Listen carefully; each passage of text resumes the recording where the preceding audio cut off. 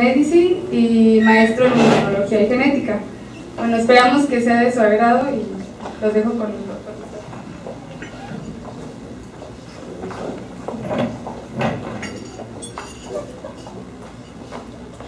Gracias a todos, buenos días, gracias por su tiempo.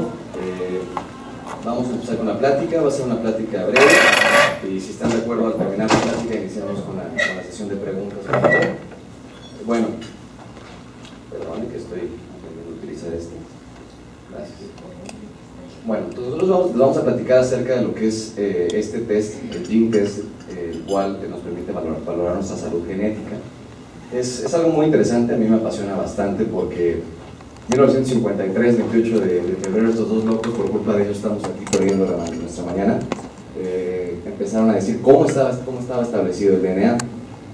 Si nos damos cuenta no es tanto tiempo y al día de hoy ya podemos inclusive hacer diagnósticos subclínicos, podemos con estas herramientas saber qué enfermedades puede tener nuestro paciente e inclusive dar tratamiento personalizado, esa medicina que queríamos desde hace mucho tiempo, ¿no? Esa medicina de poder individualizar, personalizar y sobre todo prevenir, ya que prevenir es mucho más barato que estar tratando. Entonces actualmente ya lo tenemos a la mano y es lo que les venimos a presentar. James Watson comenta, antes pensábamos que nuestro futuro estaba en las estrellas, ahora sabemos que está en nuestro pequeño. Bueno, como todos ustedes saben, nosotros los humanos, los Homo sapiens, estamos prácticamente 99.9% iguales. Solamente el 0.1% nos diferencia entre raza, sexo, los ojos, lo que nos distingue como personas es el 0.1%.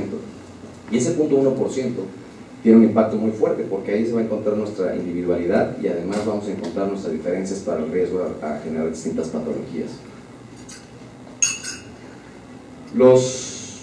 El tipo de riesgo que vamos a estudiar nosotros es el más común, el que está más estudiado, que son los cambios de base única, los conocidos como SNPs. SNPs viene de inglés que significa Single Nucleotide Polymorphism. Es la forma más sencilla donde se cambia una base por otra base, pero es la que más ha demostrado que tiene un impacto para la predisposición a enfermedades genéticas. Bueno, abordando un poquito qué es el Gene Test. El Gene Test es un biochip de DNA creado para la detección de distintos polimorfismos. ¿Qué significa este rollo de biochip? Es una herramienta tecnológica, la cual es una maravilla, porque antes, por ejemplo, para poder correr una muestra era muy caro y teníamos que estudiar gen por gen o solamente una alteración por alteración. Actualmente, con esta muestra, con una sola gota de saliva o sangre, podemos correr cerca de 69 polimorfismos en 49 genes. Entonces, el árbol de posibilidades de búsqueda de enfermedades es bastante grande, y esto es por esta tecnología.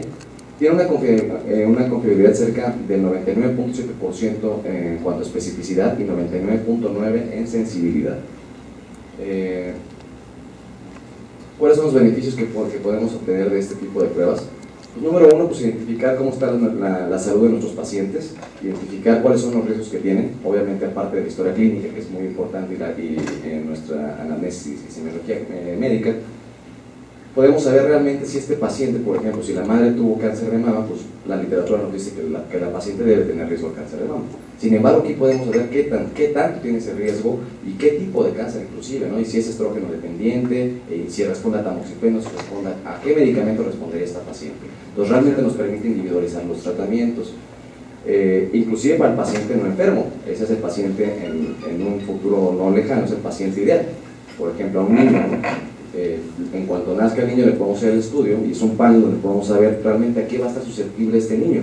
Como sabemos todos, las enfermedades no son ni 100, bueno, casi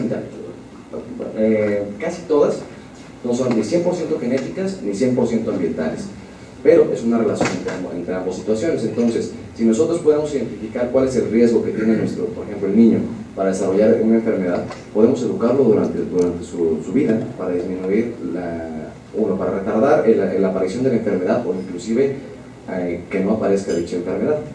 ¿Y cómo? Pues vamos a empezar a adoptar medidas preventivas en cambios de hábitos de vida. Otro punto que entra aquí bastante importante, que lo vamos a comentar un poco más adelante, es la nutrición. Cómo los macronutrientes, los micronutrientes nos pueden prevenir muchas enfermedades. Eso que nos decían nuestras madres, nuestras abuelas, de que somos lo que comemos, cada vez es más cierto.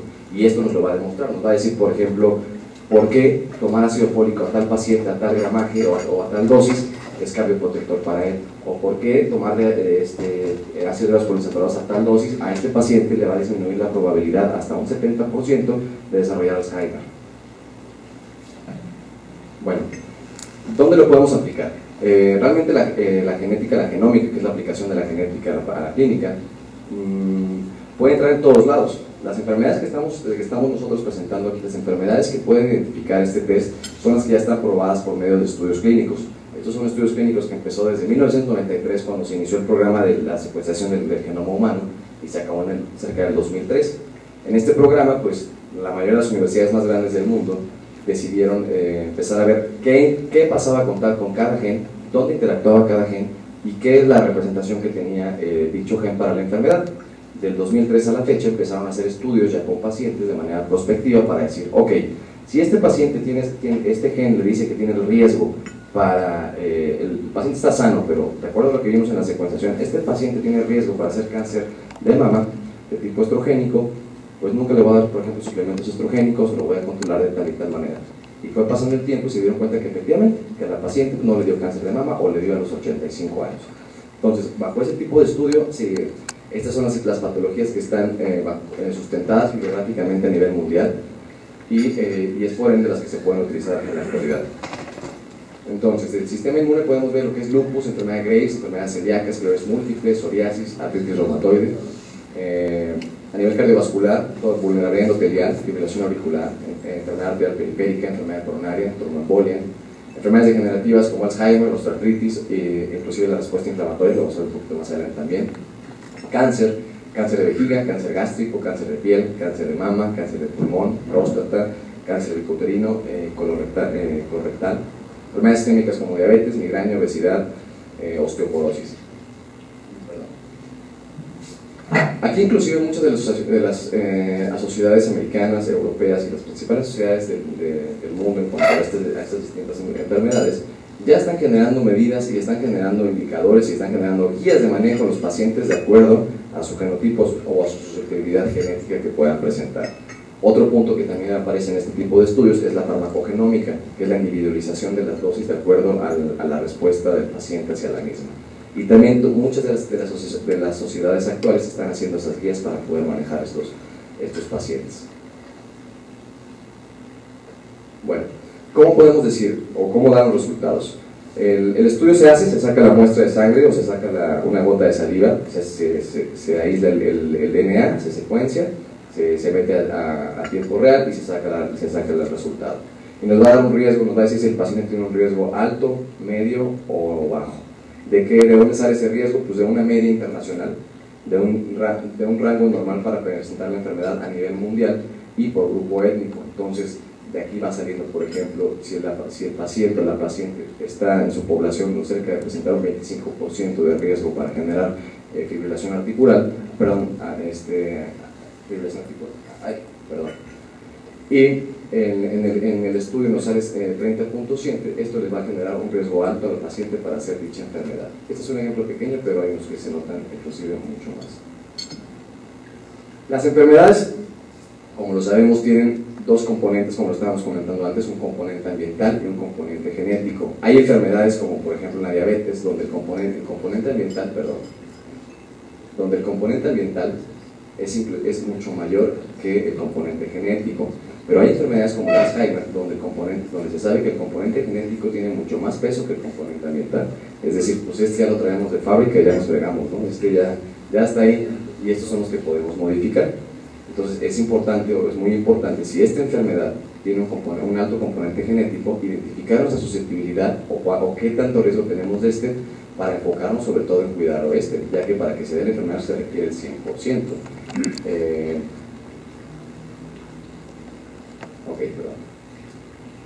Entonces, y partiendo de aquí, pues, este es un ejemplo, aquí nada más vamos a poner algunos ejemplos, no vamos a poner de todas las enfermedades. Si ahorita que terminemos alguien tiene alguna duda, por favor nos lo comentan y vamos a ir platicando punto por punto. Pero ponemos un ejemplo aquí de qué es cuáles son los genes, dónde se encuentran y qué es lo que estamos buscando nosotros para identificar este nivel de riesgo. Igualmente para cáncer colorectal, para psoriasis, algunos marcadores inclusive inflamatorios, para cardiovascular. Cardiovascular es uno de los puntos más estudiados actualmente, fue de los primeros puntos porque pues, es la causa número 1 de mortalidad a nivel mundial. Entonces, aquí se estudian los genes que expresan para este tipo para estas sustancias, para el factor de Leiden, para el óxido nítrico, para la metiltetrahidrofurato reductasa y para una región del citocromo P450, la región 12-9. Aquí hay muchos estudios ya actuales avalados por la Asociación Americana de Cardiología, en donde, por ejemplo, a un paciente que es homocigoto y que tiene un alto riesgo o que tiene una alteración importante, si lo podemos llamar de esta manera, en la expresión del factor de Leiden, en las últimas revisiones de la Asociación Americana de Cardiología, este paciente ya tiene indicado la anticoagulación, así no tenga ninguna otra comorbilidad por el nivel de riesgo que tiene el paciente. Los pacientes que tienen, por ejemplo, una alteración en la expresión de óxido nítrico sintetasa, tienen contraindicación para ejercicio de alto impacto por su riesgo angina, porque no tienen una buena elasticidad endotelial. Los pacientes, por ejemplo, que se relacionan con la metiltetrahidrofurato reductasa, que es una enzima que tiene que ver con el metabolismo de homocisteína y metionina, genera un alto riesgo cardiovascular. De hecho, si el paciente es homocigoto para este gen, tiene 16 veces más riesgo coronario, perdón, el heterocigoto tiene 16 veces más riesgo coronario que un paciente regular. Y si es homocigoto, es decir, que tiene de las dos cadenas o de los dos genes, de la doble información genética que tiene el paciente, de madre y padre, alteración aquí, tiene hasta 80 veces más riesgo de hacer una enfermedad cardiovascular, de hacer un infarto, por ejemplo. Entonces ya es importante estar monitoreando a este paciente, cuidar mucho las comorbilidades, los factores ambientales, porque ya trae toda la complicación cardiovascular. Bien. Para cáncer de mama. Cáncer de mama, pues como saben ustedes, es el cáncer número 1 ahí se la llevan, ¿no? Pues 51-49, ya están jugando en cáncer de mama y cáncer cervicuterino. Para cáncer de mama, este también es uno de las áreas más estudiadas en donde se puede aplicar la genómica. ¿Cómo? Bueno, pues, si sabemos, por ejemplo, como estaba comentando, que la madre o que la abuela tuvo un cáncer de mama, obviamente la paciente va a tener, como lo sabemos, va a tener riesgo. ¿Pero qué tanto riesgo? ¿Pero qué más podemos saber? Entonces, aquí nosotros identificamos o hacemos este pulso, y lo podemos llamar así, este prototipo, de varios genes, en los cuales tienen una relación directa, por ejemplo, de la capacidad para formar el cáncer. Son genes que llevan a la expresión, por ejemplo, de BRCA, creo que lo hemos escuchado, BRCA1, BRCA2 son marcadores tumorales ya cuando la enfermedad está activa, pero es para la predisposición de la expresión del mismo. A los receptores de estrógenos, muchos de los cánceres de mama son estrógenos dependientes, entonces podemos ver qué tan susceptible es el paciente. Y esto inclusive a la farmacogenética, por ejemplo, aquí es una zona donde se metaboliza el tamoxifeno. El tamoxifeno es uno de los medicamentos de elección para el tratamiento del cáncer de mama. El tamoxifeno como medicamento como tal no sirve, es el metabolito proactivo, el endoxifeno, el que genera función antineoplásica.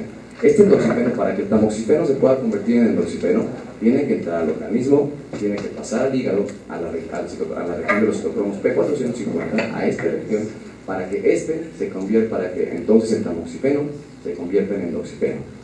Si mi paciente es un metabolizador lento, ¿qué quiere decir? Que realmente no puede lograr ese cambio al metabolito proactivo, pues el medicamento no va a tener el impacto que esperamos. Y nosotros como médicos pues no podemos cuantificar eso de manera directa, pues le vamos a estar dando dosis normales y realmente no le vamos a estar haciendo absolutamente nada a ese cáncer.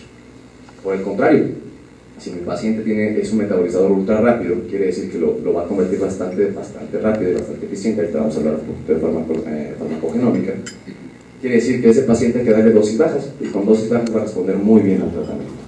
¿Qué otro efecto tiene, por ejemplo?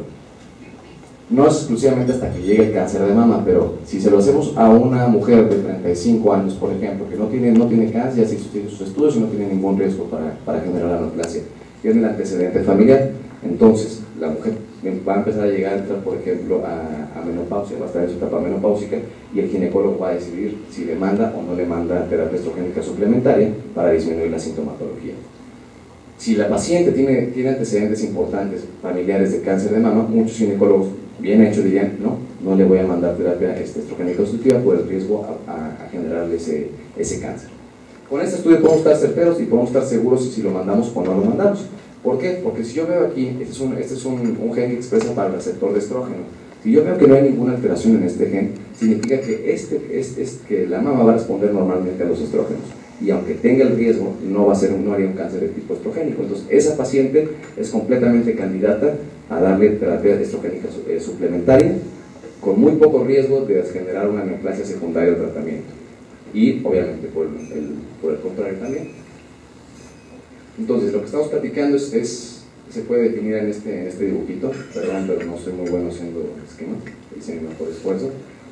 Es, de acuerdo a cuál es el alelo de riesgo, cuál es el tipo de riesgo que tiene el paciente, y los factores ambientales se va a dar la enfermedad. Si nuestro paciente tiene mucho riesgo genético, requiere muy pocos factores ambientales para que se derrame el vaso y le dé la enfermedad. Por el contrario, si nuestro paciente tiene muy poco factor de riesgo genético, requiere muchos factores ambientales para que se le dé la enfermedad. Es muy importante, y esto es la tendencia actual a nivel mundial de este tipo de estudios. Este tipo de estudios en muchos países ya son inclusive obligatorios. En Alemania ya lo están haciendo rutinariamente por lo mismo, porque identificas a tu paciente. Para esto, para darle las medidas al paciente, qué tanto tiene que cuidar, porque estos son los que nosotros podemos modificar.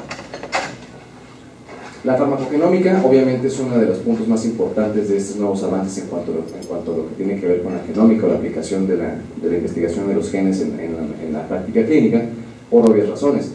Todavía lo que estábamos comentando previamente suena un poquito a lo mejor futurista, ¿no? Ese de prevenir y de leerte la mano prácticamente y decirte qué es lo que tiene, ¿no?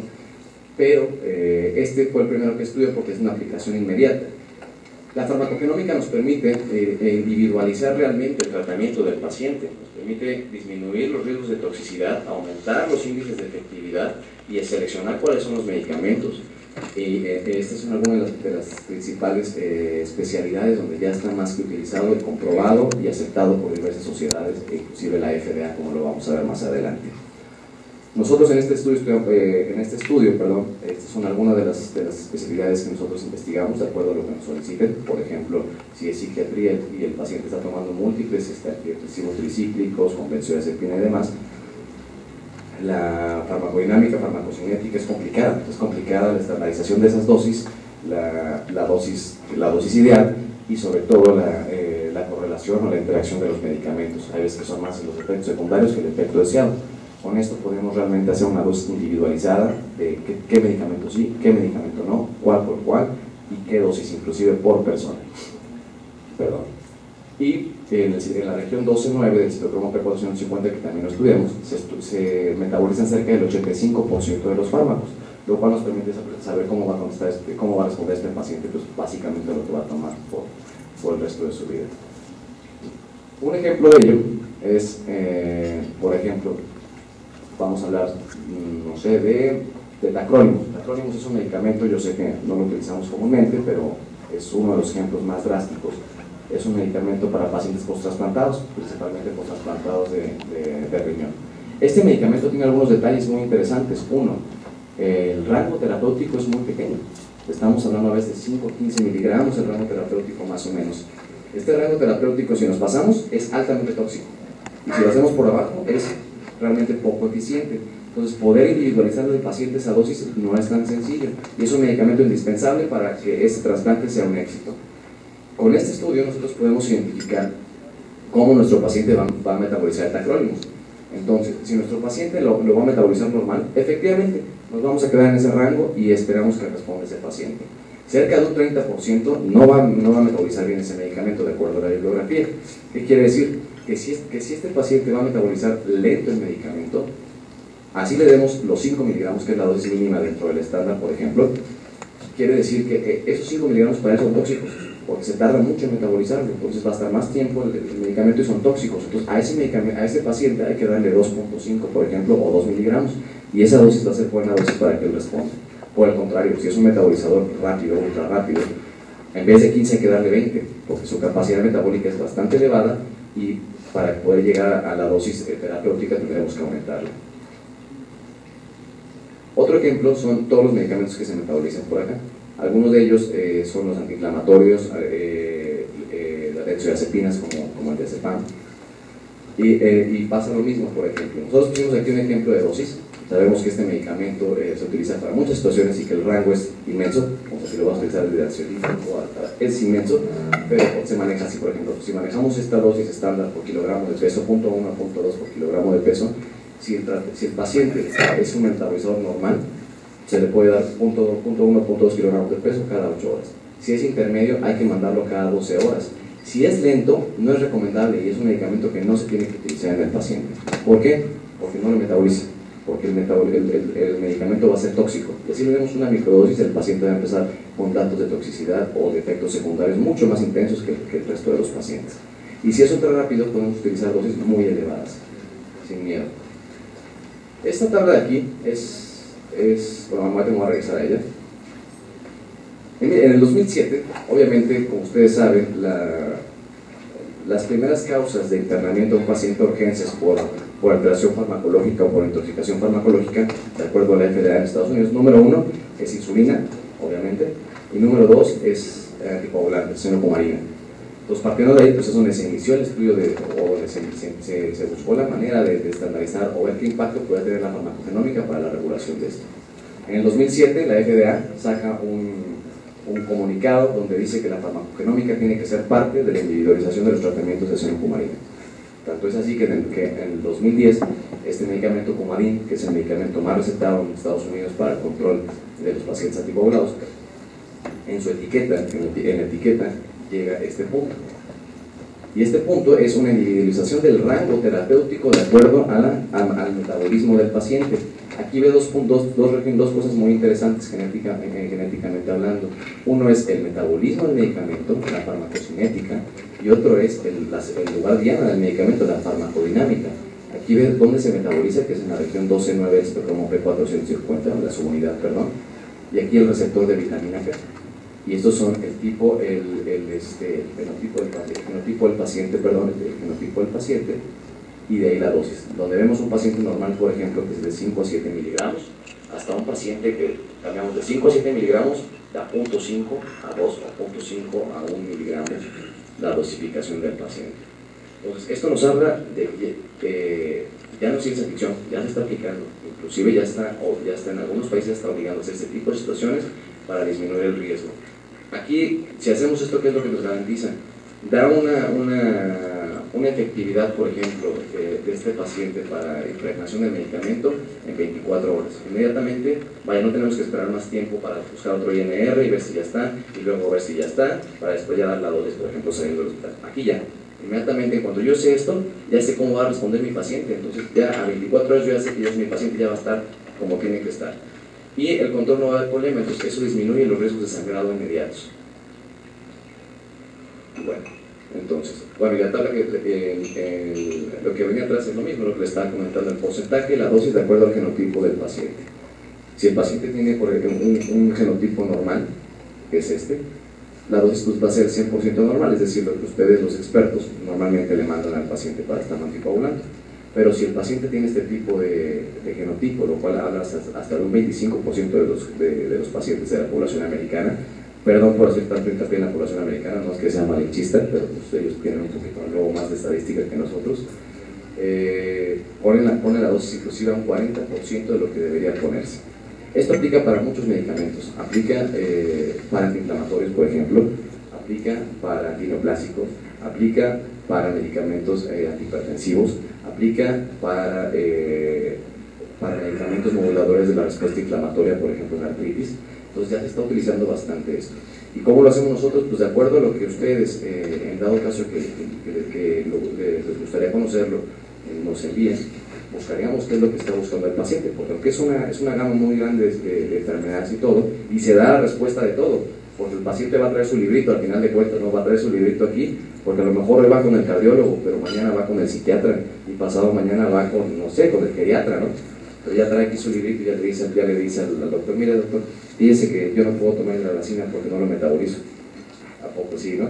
O no, doctor, fíjese que no, fluoxetina con imipramina creo que no podría hacer lo correcto porque soy metabolizador lento. Casi, ¿no? Entonces, pero ¿qué es lo que es la ventaja que nos va a dar esto? Pues vamos a poder individualizar esos tratamientos y vamos a poder disminuir esos problemas que van a tener nuestros pacientes. Otro de los puntos que estudiamos nosotros en este estudio es la respuesta inflamatoria. Estudiamos los genes que expresan interleucina 1, interleucina 6, interleucina 10 y factor de necrosis tumoral alfa. Es muy importante para nuestros pacientes, ya que no solamente en terapia intensiva, que eso es más que obvio, ¿no? Eso ahí donde es clave, sino para cualquier situación. Si mi paciente, por ejemplo, es un paciente mayor que está presentando un cuadro neumónico inicial, pero sé que tiene una sobreexpresión de interleucina 6, interleucina 1 y una subexpresión de interleucina 10, que es un inmunomodulador, si lo podemos llamar así, ya de antemano sé que la respuesta inflamatoria de este paciente va a estar exaltada. Entonces, así sea el clásico estreptococo neumonía, un bicho normal, este paciente puede hacer una repercusión sistémica importante mucho más temprana. Entonces, mi abordaje terapéutico tiene que ser mucho más agresivo y mucho más exhaustivo. Y no se diga, por ejemplo, en pacientes posoperados. Pacientes posoperados son pacientes que voy a programar la cirugía igualmente, ¿no? Tenemos que estar mucho más al pendiente de la respuesta del paciente sabiendo esa respuesta inflamatoria. Bien, ¿cómo funciona el estudio? Realmente es muy sencillo. Se toma la muestra puede ser de saliva, es una gota de saliva, es un salivero, o una gota de sangre. Esa muestra se envía con nosotros se envía preferentemente con una historia clínica y con qué necesitan. Oye doctor, yo necesito individualizar antidepresivos, perfecto. Oye doctor, yo necesito ver cuáles son los mejores antihipertensivos o el mejor medicamento para mi paciente, perfecto. Oye doctor, soy pediatra y es para todos mis pacientes para que tengan su librito los niños. En vez de la torta bajo el brazo van a traer su información genética bajo el brazo, ¿no? Y de acuerdo a eso nosotros hacemos el estudio o hacemos el análisis o hacemos énfasis en qué es lo que se está buscando. Se analiza la muestra. ¿Quién la analiza? Tenemos socios laboratorios, los cuales tienen registro ante COFEPRIS, tienen registro ante FDA, tienen registro ante la Asociación Americana de Patología, tienen registro ISO y tenemos completamente avalados y estandarizados los procesos. ¿Con quién estamos trabajando? Con el laboratorio número 1 del mundo, el laboratorio español número 1 del mundo en genética. Se hace el estudio, se regresa con nosotros. Nosotros hacemos la integración de lo clínico, de la historia clínica que ustedes nos hacen favor de enviarnos, con todo el rollo genético y se manda, se regresa el estudio hacia ustedes cerca de 20-25 días hábiles. Bueno, pues básicamente esta es una introducción, esto es un conocimiento o la presentación del test. Sé que hay muchas dudas, sé que hay muchas preguntas, es normal, y esperemos tener un poco de tiempo para poderlas contestar. Por mi parte sería todo, menos que tengan alguna duda, comentario, por favor.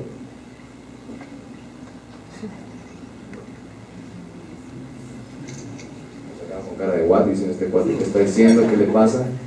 Que se regresa a su casa porque no le entendí nada. ¿El costo del estudio cuál es? Bueno, el costo del estudio anda cerca de $400 más o menos. Nosotros hacemos, desafortunadamente para nosotros los mexicanos, el estudio está estandarizado a nivel mundial. Eso cuesta en Europa, eso cuesta en Estados Unidos. Entonces, pues para ellos $400 no es nada, para nosotros sí es a lo mejor un poquito más. Pero si vemos costo-beneficio, por ejemplo, nosotros podemos identificar los factores de riesgo para que nuestro paciente, no sé, genere hipertensión arterial. ¿Sabes que este paciente, ok, pues su papá es hipertenso, es muy probable que haga, ¿no? Pero él no solamente le va a dar hipertensión, sino tiene vulnerabilidad endotelial temprana y va a generar alteraciones vasculares de manera temprana, ¿no? O tiene riesgo a cardiopatía dilatada o a alteración ventricular, no sé, ahí lo vamos viendo, ¿no? Entonces, para este paciente, las comorbilidades de la hipertensión van a aparecer mucho más temprano, por ende, el costo de la enfermedad va a ser mucho mayor. Entonces, si empezamos medidas básicas temprano, ¿sabes qué? Tu IMC correcto, de lo básico, pero ya directo, no es lo mismo que te digan, pues te puede dar hipertensión porque tu mamá tuvo hipertensión, o te va a dar hipertensión, ¿no? Como que nos ponemos un poquito más las pilas, ¿no? Bajo ese contexto, pues si nosotros sacamos cuál es el costo mensual de un tratamiento de un paciente crónico, que hagamos que la enfermedad aparezca en 10 o 15 años después, pues realmente se vuelve una inversión. ¿Se puede pedir un test basado en la historia clínica que diga el riesgo que tiene en México a diferentes enfermedades o tiene que ser un test para cada enfermedad que quieras? Bien, doctora, muchas gracias. El test viene para todas las enfermedades, para todas. ¿Qué otra ventaja tiene? Que es una vez en la vida, porque esos genes ahí están, o sea, no hay que volverlo a hacer. Es para todas las enfermedades. Únicamente, si usted me dice, por ejemplo, mándame todo, porque no, como lo comentamos, no sabemos qué va a necesitar este paciente mañana, ¿no? Pero mándame todo, pero a mí me interesa, ahorita me interesa esto, ¿ok? Entonces nosotros vamos a hacer nuestro análisis, ya en análisis no de laboratorio, sino análisis nosotros como expertos de la materia, en correlacionar lo clínico o lo que usted está buscando o el antecedente de su paciente con los factores de riesgo genéticos para generar nosotros recomendaciones ambientales o para disminuir los factores ambientales concretos. Pero se manda todo, doctora. Es un libro, ahorita les voy a enseñar uno, es un librote así, que trae todo, pero trae 2 hojas que es un resumen, como cuando piden un, no sé, un Doppler o un eco, ¿no? Que puede venir todo, ¿no? Pero aquí viene así, y viene es para lo que usted esté pidiendo.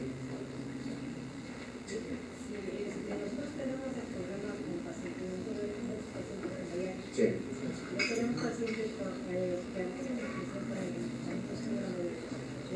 Claro. Entonces, le damos el tratamiento que tenemos de trabajo. Bajísimo. Le sacamos un arterial, otra cosa. No.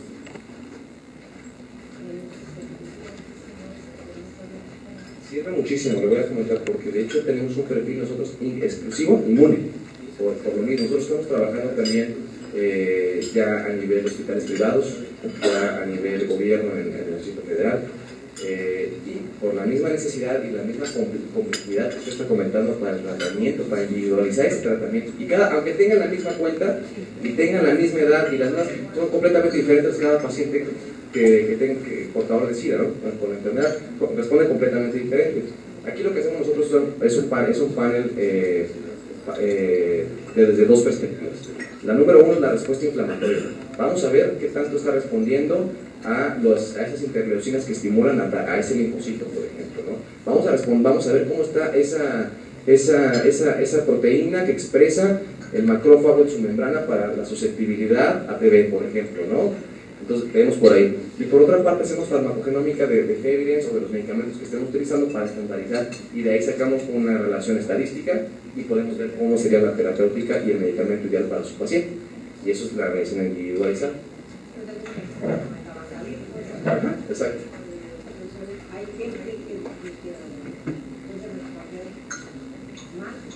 Sí, el ejemplo de ese medicamento es igualito a lo que comentamos, por ejemplo, de tamoxifeno. Es un medicamento que tiene que activarse, entonces es un medicamento que es dependiente del metabolismo, ¿no? Completamente. Entonces, hay pacientes hasta un 45%, creo que esos son los números, usted debe saber más que yo, porque es la que está, ahora sí que en la trinchera, ¿no? Pero hasta un 45% de los pacientes no dan una buena respuesta, y eso, pero cuando dan es una respuesta excelente. Entonces, aquí podemos individualizar la dosis, podemos decir, no, este paciente completamente no es candidato y mejor no lo arriesgamos porque se puede morir. Sí, exactamente. No sé si hay alguna... Sí. Por favor de dar la dirección donde poder mandar pacientes. Claro que sí. Nosotros estamos capacitando completamente y respaldando médicos por regiones. Para la región sur, que venía haciendo todo lo que es Chiapas, Oaxaca y Puebla, la doctora Andrea Velázquez va a ser la encargada del programa aquí, y ella es la que va a estar a cargo todo de la situación. Y la dirección pues no sé la dirección, pero la doctora directamente ya les va a dar todos los datos. Y felicidades por su clara explicación, ¿no? Muchas gracias, de verdad muchas gracias. No sé si tengan alguna otra duda. Yo sé que luego hay muchas, ¿no? Y uno se queda, híjole, ¿cómo le hacemos, no? Aquí vamos a estar, por favor, cualquier duda lo vamos platicando. Si se dan cuenta, el abanico es muy grande, sí. Dentro de lo que has estudiado, ¿ha habido, pues no sé, como los gringos, el aspecto psicológico, van a incidir en la familia por el individuo que en un momento dado le hacen su estudio y sabe que es el candidato? ¿Cómo, si hay algún estudio que se ha hecho con él? Pues si ha habido cómo ha incidido en la familia, en el individuo, ¿por qué se puede hacer? Fíjese, doctor, que tocó uno de los temas. Mira, a nivel mundial esto ya está comprobado, ya está utilizándose y ya es parte rutinario. ¿Por qué? Por la eficacia, ¿no? Por la eficacia para la individualización y para el subdiagnóstico, o sea, diagnosticar antes de que la enfermedad sea el cuadro completamente crónico.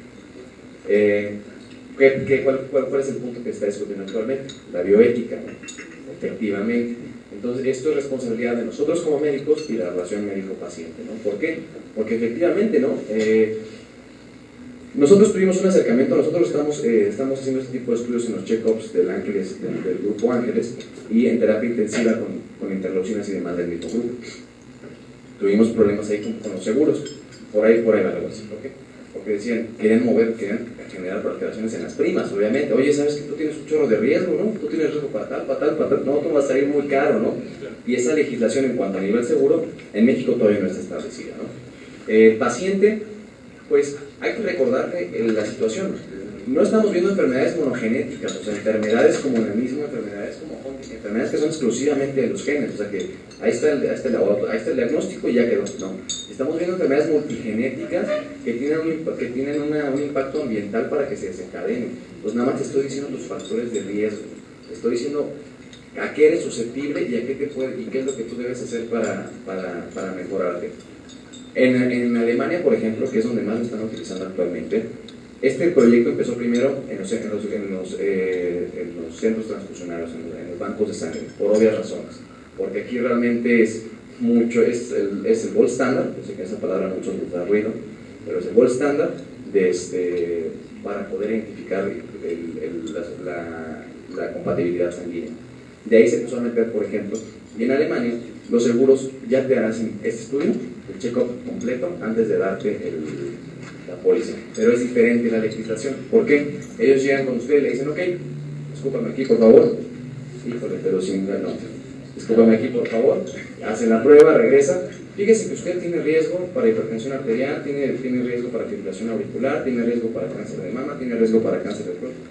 Ok, bueno, aquí está su póliza, se la voy a dar al mismo precio que todos, pero lo veo en un año. Necesito por favor que su IMC esté en 24, por favor, que su presión esté en 110/70, ¿qué tal? Que su colesterol esté tal. Perfecto. Llega en un año el seguro, abre sus estudios, muy bien, perfecto, le bajo la prima, porque usted está aplicándose y está bajando los factores de riesgos ambientales. Ahí es protector. Ahí en vez de que salga la enfermedad, usted está haciendo para que no salga. O por el contrario, no sabe que usted no se cuidó, va al revés, va la prima al doble para poder renovar la póliza, ¿no? Esa es la tendencia actual. Tiene muchos impactos inmediatos. Por ejemplo, la Asociación Americana de Urología, si el paciente sale con un riesgo elevado para cáncer de próstata, tiene antecedente familiar de cáncer de próstata y sale para un riesgo elevado, aunque el antígeno esté normal y el ultrasonido esté normal, están haciendo prostatectomía profiláctica. Así de intenso. O si empieza a elevar un poquito el antígeno, no me espero, o sea, porque sé que el factor genético para ese cáncer es muy fuerte, están haciendo prostatectomía profiláctica. Entonces, el beneficio es bastante, creo que podemos platicarlo muchísimo por cada especialidad, por cada área. Lo intento hacer lo más concreto posible para no aburrirlos más. Pero por favor, cualquier duda, sí, perdón. En el caso de las adicciones, suena esto como medicina preventiva, ¿no? Así es. También sería útil porque no lo mencionaste. Es muy útil para las adicciones, es muy efectivas. Uno, obviamente para saber qué situación, obviamente las adicciones es una situación mixta, ¿no? Es una situación donde es más un concepto psicológico, un concepto emocional y una predisposición física para la afinidad hacia cierto medicamento porque sustituye rápidamente la acción neurotransmisora del que hace, ¿no? Si pudiéramos saber, por ejemplo, eso es fuerte, ¿no? Desde la perspectiva preventiva, híjole, sí, mi hijo tiene susceptibilidad a benzodiazepinas, o sea, tiene una afinidad rápida el cuerpo, ¿no? Entonces yo sé que mi hijo, si tiene alguna alteración emocional, jamás, no sé, se me está ocurriendo, todavía no está aplicado, ¿no? Pero jamás le voy a dar tal medicamento, ¿no? Pero por el contrario, si el paciente ya es adicto, ahí sí nos sirve inmediatamente. ¿Por qué? Porque ya sabemos que uno de los tratamientos son tratamientos mixtos, donde entra una benzodiazepina, donde entra algún tipo de antidepresivo, donde entran varias situaciones para ir quitando esa dependencia al medicamento. Ahí ya podemos personalizar e individualizar las dosis en este tipo de pacientes. Sí, por acá. Para ti es muy personalizado para cada persona.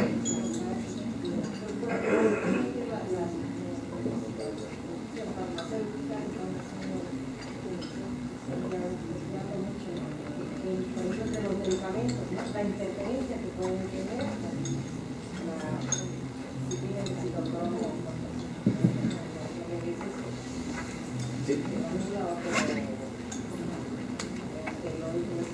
identifica el efecto. Entonces, ahorita mismo ver si tendríamos que tener nuestro cuadrito con la ciencia de cielo, con este cuadrito. ¿Sí lo están haciendo las cosas?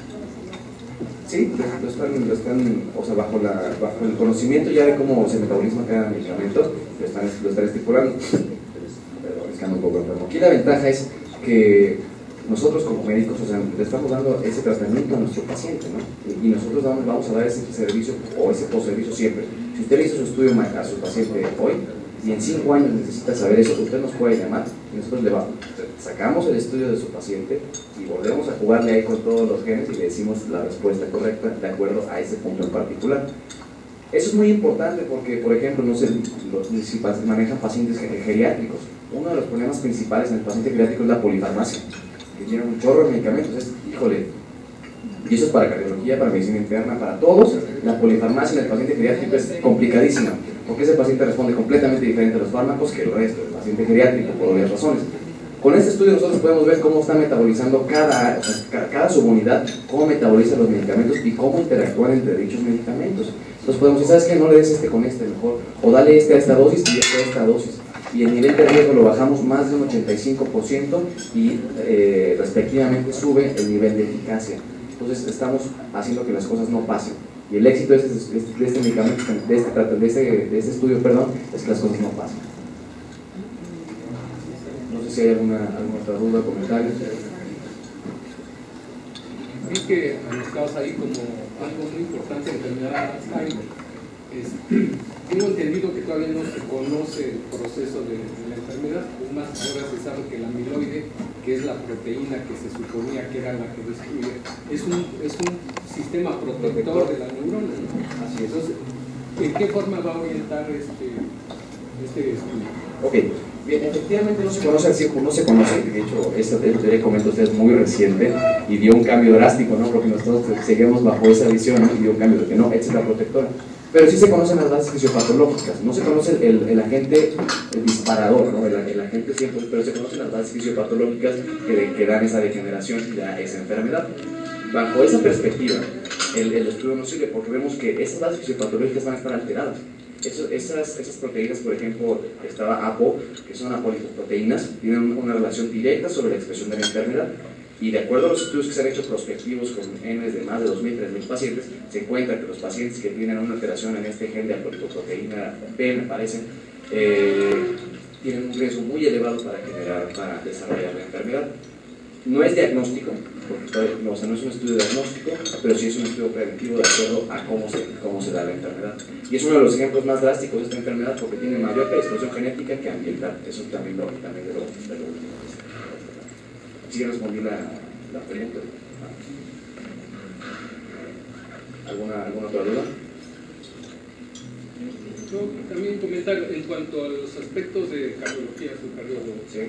En la terapia de hipertensión, ¿no? Hay un paciente que se le da un tipo de normotensor y no responde. Y dice, estoy dando la dosis, en cambio le cambio a otro tipo de acción del nuevo fármaco y responde inmediatamente. Entonces, digamos, clínicamente o empíricamente lo estamos haciendo.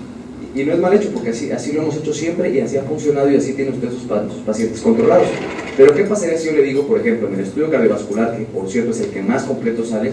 ¿Por qué? Porque es el que la ciencia más ha investigado por obvias razones. ¿Qué pasaría si yo le digo, fíjese que su paciente tiene alteración en el receptor de angiotensina, tiene alteración en el gen que expresa la enzima convertidora de angiotensina, en el receptor de angiotensina? Gracias, se me lengua la traba. O que tiene receptor, tiene problemas en los receptores beta o en los receptores alfa 1, ¿no? Pues nosotros de ahí sacamos una mezcla, por ejemplo, en muchos pacientes, entonces vemos esa alteración en la enzima que expresa en el gen que expresa la ECA, por ejemplo, ¿no?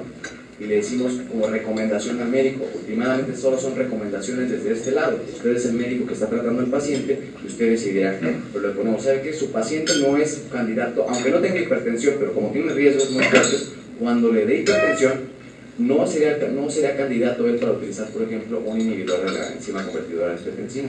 Pero es muy buen candidato para una RA2, por ejemplo, porque los receptores están muy sensibles.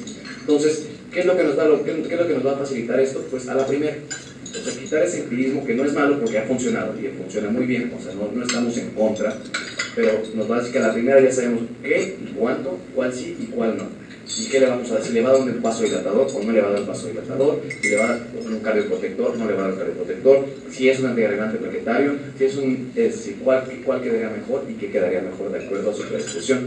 Porque al final de cuentas, uno pensaba, la genética como que es otro mundo, ¿no? Pero es lo mismo, o sea, esta genómica hace que un gen es un cacho de información que va a expresar a algo, normalmente a una proteína. Esa proteína, eso se va a convertir en una proteína que va a acabar siendo algo en una membrana, que va a acabar siendo la causal de una enfermedad, ¿no? Va a acabar siendo un receptor, va a acabar siendo una enzima, va a acabar siendo lo que sea. Entonces, nada más estamos encontrando las situaciones desde el principio.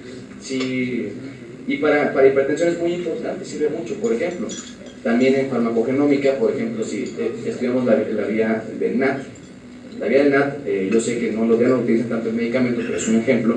Nos puede decir exactamente cómo metaboliza hidralacina el paciente. Y podemos saber, ¿sabes qué? Este paciente no hay que dar hidralacina porque realmente es mucho más tóxico y mucho más reactivo que otro paciente que esté embarazada, no hay que dárselo, por ejemplo, ¿no? Igualmente para muchos hipertensivos, para beta-bloqueadores, para muchos hipertensivos nosotros damos toda la lista. Y ya ustedes deciden, para fibrinolisis también, que sí, cuál no. Por eso decimos que es muy amplio, pero depende de lo que nos pide el médico, lo aterrizamos a sus necesidades. Pero le dejamos atrás todo el estudio completo por si algún día lo puede necesitar el paciente. No sé si tengan alguna pregunta. Bueno, pues entonces yo estoy aquí a sus órdenes, vamos a desayunar. Yo les agradezco, con mucho gusto. Yo les agradezco su tiempo y sobre todo su disposición y de estar aquí platicando un ratito. Provecho, gracias.